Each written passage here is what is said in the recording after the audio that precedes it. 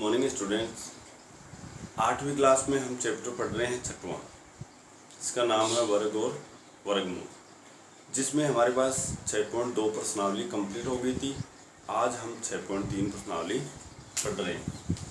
6.3 प्रश्नावली का पहला सवाल है हमारे पास, निम्नलिखित संख्याओं के वर्गमूल ज्ञात करने में इकाई अंक की क्या संभावना है। आपको केवल वर्गमूल में इकाई अंक बताना है। तो बहुत ही सिंपल सा है। यहाँ पे जैसे पहला है, पहले का पहला 9801। यहाँ से देखो संख्या याद रखनी है, 1 2 3 4 5 6 7 8 9 और ये 10। 1 का वर्ग 1 होता है, 2 का 4, 3 का 9, 4 का 16, 5 का 25, 6 का 36, 7 का वर्ग होता है 49, 8 का 64, 9 का 81 और 10 का 100। तो यहाँ पे हमारे पास ये वर्ग संख्याएं हैं, वर्ग, और ये फिर हो जाता है वर्गमूल। तो वर्ग संख्याएं ये दे रखी है 1, तो यहाँ पे 1 का स्थान, एक तो देखो यहाँ दिख रहा है आपको 1 और 1 यहाँ दिख रहा है। तो जिसका इकाई अंक 1 होगा, वर्गमूल में उसका संभावना हो सकती है उसका इकाई अंक 1 या फिर 9 हो सकता है, 1 या 9 होगा। देखिए ध्यान से देखिए दोबारा, यहाँ से इकाई अंक देखना है 1, तो इधर से हमारे पास अपने आप इकाई अंक दिखाई देगा 1 और 2। तो आप लोग लिखोगे वर्गमूल में इकाई अंक की संभावना बराबर 1 या 9, ऐसे देखना है। जैसे एक और देखते हैं दूसरा हमारे पास है जैसे 99,856। आपको केवल इकाई अंक ही देखना है। तो ये इसमें इकाई अंक 6 है, तो आपको 6 इकाई अंक देखना है। एक यहाँ दिखाई देगा आपको और एक यहाँ दिखाई देगा। अब इनमें इकाई अंक वर्गमूल में देखते हैं, ये वर्ग संख्या में है, आपको वर्गमूल में देखना है 4 और 6। तो वर्गमूल में इकाई अंक की संभावना 4 या 6, इस तरह से। इसके 2 सवाल बच गए हैं, ये आप लोग स्वयं कर लेना। जैसे थर्ड सवाल है इसमें,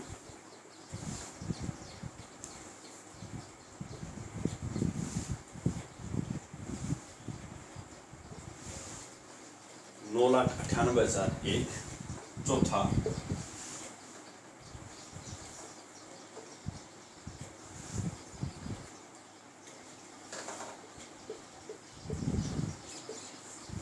ये दोनों संख्या आपको इतनी बड़ी संख्या से जुड़ना नहीं है, केवल आपको तो इकाई अंक देखना है। जैसे इसमें 5 है, तो 5 कहाँ दिखाई दे रहा है, यहाँ। इसका इकाई अंक वर्गमूल में इकाई अंक 5 होगा, इस तरह से। सवाल नंबर दूसरा देखिए। दूसरे सवाल में आपको ये पूछा जा रहा है कि बिना गणना किए, आपको गणना नहीं करनी है, अनुमान लगाना है। देखिए, बिना गणना किए वह संख्या बताएं जो वास्तव में पूर्ण वर्ग नहीं है। जैसे पहला इसमें देगा 153, 153, और दूसरा देगा इसमें 257। दोनों में देखिए, सबसे पहले यहाँ 3 देखते हैं। वही कंडीशन है, यहाँ दोबारा आएगी हमारे पास। ये वर्ग संख्या हमें याद होनी चाहिए, 1 4 9 16 25 36 49 64 81 और 100। यहाँ वर्ग संख्या है, इनमें ये जो इकाई अंक आ रहे हैं ना, वो संख्याएं पूर्ण वर्ग हो सकती है, क्योंकि हम कंफर्म नहीं कह सकते कि वो होगी, हो सकती है, संभावना है। तो यहाँ पे जैसे 3 है, तो 3 यहाँ आपको दिखाई दे रहा है क्या? अगर आपको दिखाई दे 3 यहाँ पे, तो आप ये कह सकते हैं कि वो पूर्ण वर्ग संख्या हो सकती है। यदि यहाँ पे वो 3 मौजूद ही नहीं है तो पूर्ण वर्ग संख्या कभी नहीं हो सकती। तो यहाँ पे अब इसको हल करोगे तो देखो एक लाइन लिखना है,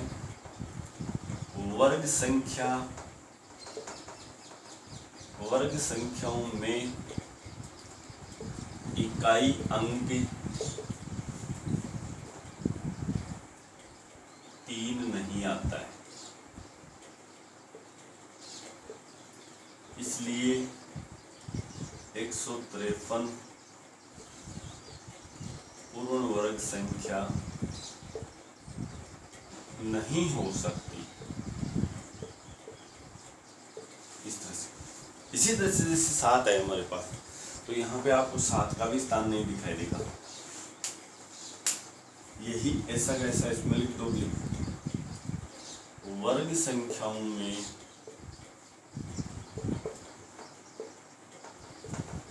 इकाई अंक 7 है आपकी बार हमारे पास नहीं आता है, इसलिए 257 पूर्ण वर्ग संख्या नहीं हो सकती। इस तरह से करनी है। इसमें थर्ड देखिए, थर्ड सवाल है हमारे पास 408। तो आप देखोगे तो देखो 8 का भी कोई स्थान नहीं है, तो इसमें भी वैसा ही लिख देना है। इसमें भी करें, फोर्थ इसमें दे रखा है 441। 441 में देखो एक यहाँ भी दिख रहा है, यहाँ भी दिख रहा है, तो ये हो सकता है, हो सकता है, केवल हो सकता है। उसके बाद में यदि पूछे तो आगे हम सीख रहे हैं इसका वर्गमूल निकालिए। उसके बाद सवाल नंबर 3 बहुत ही अच्छा सवाल है, देखिए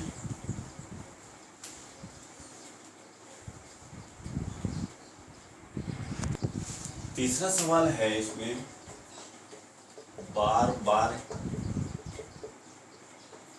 गठानी की विधि से वर्गमूल ज्ञात करना। बार बार गठाने का नाम लेते आपको प्रथम विषम संख्या से प्रारंभ करना है। प्रथम विषम संख्या होती है 1, 3, 5, 7, 9, 11, इस तरह से क्रमागत विषम संख्याओं को गठाना है। जैसे आपका वहाँ पे रिजल्ट शून्य आ जाएगा, गठाने के बाद में जहाँ शून्य आ जाता है वहीं रुक जाना है, और जितनी बार आपने ये प्रक्रिया की है उतना ही उसका वर्गमूल आएगा। जैसे बहुत ही अच्छा है, मैजिक है, जादू है। ध्यान से देखें, बार बार गठाने की विधि से वर्गमूल ज्ञात कीजिए। तो जैसे यहाँ पे 2 सवाल दिए हुए हैं, एक तो 100 का है और एक 169 का है। 100 और सेकंड दे रखा है 169। मैं आपको ये 169 का बता रहा हूँ। तो यहाँ पे हल लगा के लिखना है, हल सेकंड। 169 में से पहले 1 घटाएंगे और इसका रिजल्ट यहाँ पे लिखेंगे 168 यानी 168। उसके बाद में 168 में से आप 3 घटाएंगे, 3 घटाएंगे। देखो यहाँ पहला 1 से प्रारंभ करना है, फिर 3, 5, 7, 9, 11 इस तरह से घटाना है। उसके बाद में यहाँ पे 168 में से 3 घटाएंगे तो 165, और 165 में से फिर 5 घटाएंगे तो 160। 160 में से 7 घटा देना है तो ये 153। 153 में से 9 घटाना है 144। 144 में से 11 घटाना है 133। 133 में से 13 घटाएंगे 120। फिर इधर आ जाइए, 120 में से 15 घटेगा 105। 105 में से 17 घटेगा। देखो यहाँ पे घटाने का सिस्टम देखना, 1, 3, 5, 7, 9, 11, 13, 15, 17 इस तरह से। अगर बीच में आपने एक भी संख्या छोड़ दी है विषम संख्या तो आपका रॉन्ग हो जाएगा, और रॉन्ग होगा तो पता चल जाएगा, देखना। यहाँ पे घटाते हैं 88, उसके बाद में 88 में से आप 19 घटाएंगे, 69 में से 21 घटाएंगे, 48 में से आप लोग 23 घटाएंगे, और ये 25 में से फिर 25 घटाएंगे, ये 0 आ गया। अगर आपके 0 नहीं आता है और रिजल्ट माइनस में चला जाता है तो ये समझना आपने कहीं ना कहीं इसका मिस्टेक कर दिया है। पूर्ण वर्ग संख्याओं में बार बार घटाने की विधि इस तरह से काम करेगी, और ये पक्का ही करेगी, लास्ट में 0 आएगा यदि आपने मिस्टेक नहीं किया। अब आपने ये प्रक्रिया कितनी बार दर्शाई है वो देखते हैं। अंत में हम लोग लिखेंगे, देखना थोड़ा सा ध्यान देना, इसलिए अंडर रूट में ले लो संख्या को 169 को, और ये प्रक्रिया आपने कितनी बार की है यहाँ से आप नंबर लगा सकते हो। ऐसे 1 2 3 4 5 6 7 8 9 10 11 12 1 2 3 4 5 6 7 8 9 10, ये 11 12 और ये 13। आपने 13 बार ये प्रोसेस की है तो आपका उत्तर भी यहाँ पे 13 है, ये ध्यान रखना। तो इस तरह से बहुत ही सिंपल सवाल है, बार बार घटाने की विधि से वर्गमूल ज्ञात करना है। आपको हमेशा विषम संख्या घटानी है, और विषम संख्या प्रथम विषम संख्या से प्रारंभ करना। प्रथम विषम संख्या 1 होती है, 1 3 5 7 9 11 13। जैसे ही आपका 0 आ जाए रुक जाए, जितनी बार आपने प्रोसेस की है उसका उतना ही उत्तर होगा। उसके बाद सवाल नंबर 4 देखते हैं हम। चौथा सवाल देखिए,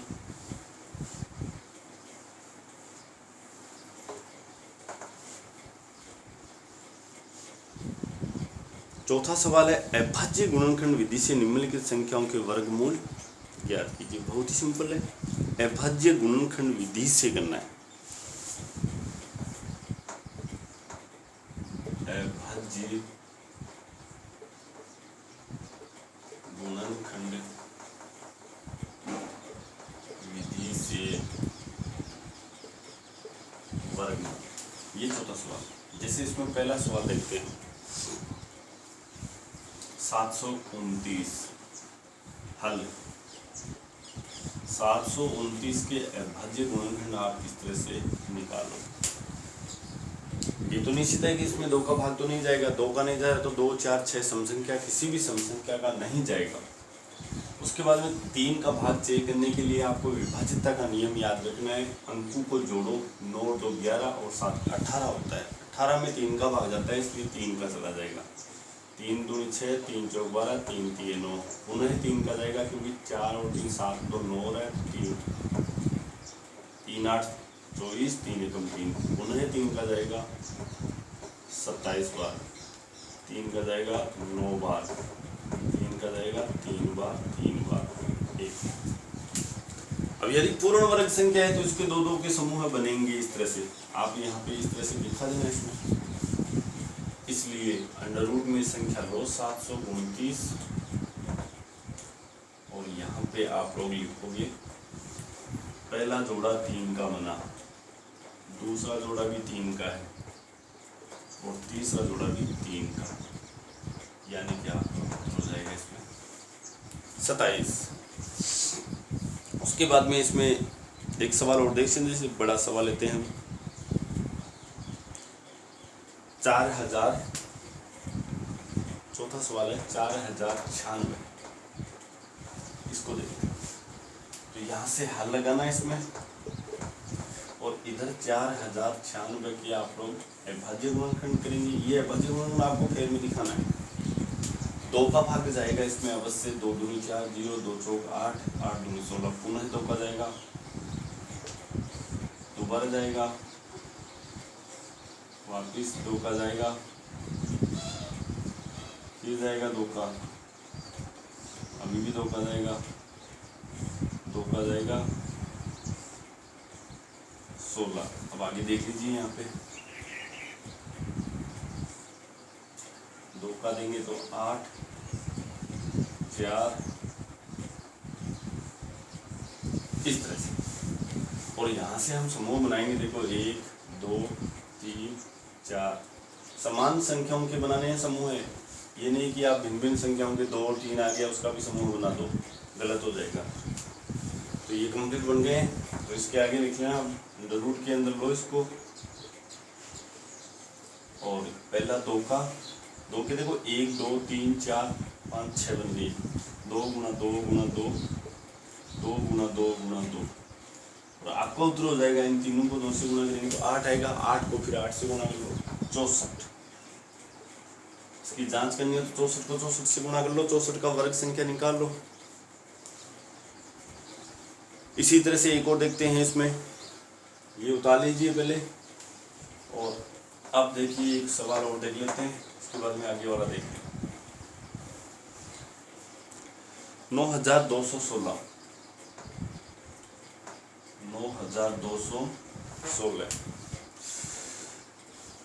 हल 9216 के अभाज्य गुणनखंड करना है आपको। 2 का भाग 2 चौक 8, 2 छीक 12, 0 8, 2 का पुनः देंगे, 2 दूनी 4, 2 तीन 6, 0 2 चौक 8, 2 का और जाएगा,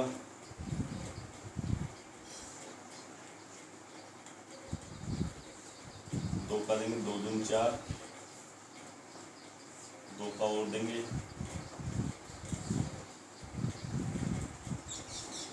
2 का भाग 36 बार। इधर देख लीजिए आगे, 36 में 2 का भाग देंगे तो 18, 9, इस तरह से। देखो यहाँ पे अंत में कंप्लीट पूरा भाग जाएगा। यदि पूरा भाग नहीं जाता है तो वो या तो पूर्ण वर्ग संख्या नहीं होगी या फिर आपने कहीं ना कहीं मिस्टेक की है। इसलिए यहाँ पे अंडर रूट लगाओ, 9216 लिखो और इसका उत्तर जोड़े बनाएंगे हम। देखो 2 2 के बन गए, 1 2 3 4 5 और 1 3 का बन गया, 1 2 3 4 5 और ये 3 का बन जाएगा।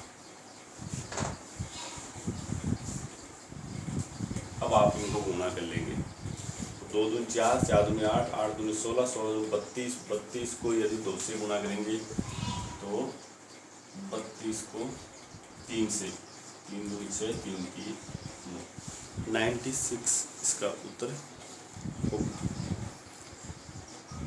इस तरह से ये हमारे पास अभाज्य गुणनखंड विधि से वर्गमूल निकालना होगा। अब इसमें जो बचे हैं वो सवाल नोट कर लें, उनको आप लोग निकालें, अभ्यास करें। इसी तरह के और भी सवाल हो तो आप उनका भी अभ्यास करें। ये अभाज्य गुणनखंड विधि है। उसके बाद में इसमें बच गए वो है, पहला है इसमें